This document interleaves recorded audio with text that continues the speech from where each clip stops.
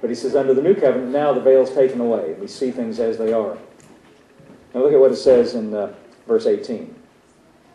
But we all, meaning all of us, meaning every single one of us as Christians, we all, with open face, that means with no veil, nothing blurring our vision, beholding, that means looking, as in a glass. Now when he says a glass, he means a mirror. That's what he means. As in a mirror.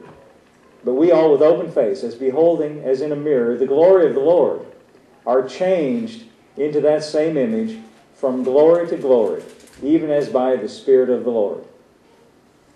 Now he's talking here, he ends up by talking about change, transformation.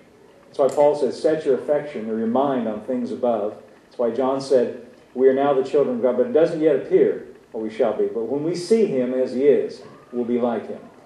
Now that's true. He's talking about the return of Jesus, seeing him as he is.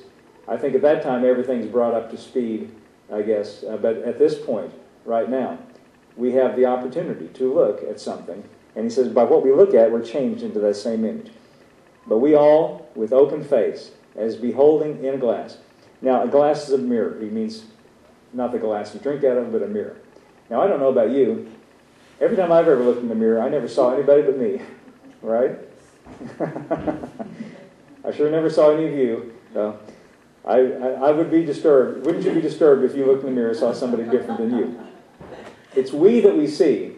But we see something about ourselves, and he's talking about in a spiritual mirror here, not the physical mirror. He's talking about the Word of God, I suppose. We all with open face beholding in a mirror, what? The glory of the Lord.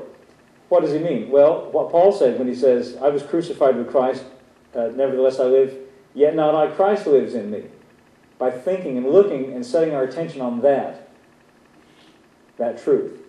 It says, as we look at that, we're changed into that same image. We're changed into what it is we're looking at. Is that okay to say it that way? It seems like I remember the Message translation was pretty good on this. I don't know. Let's just read it.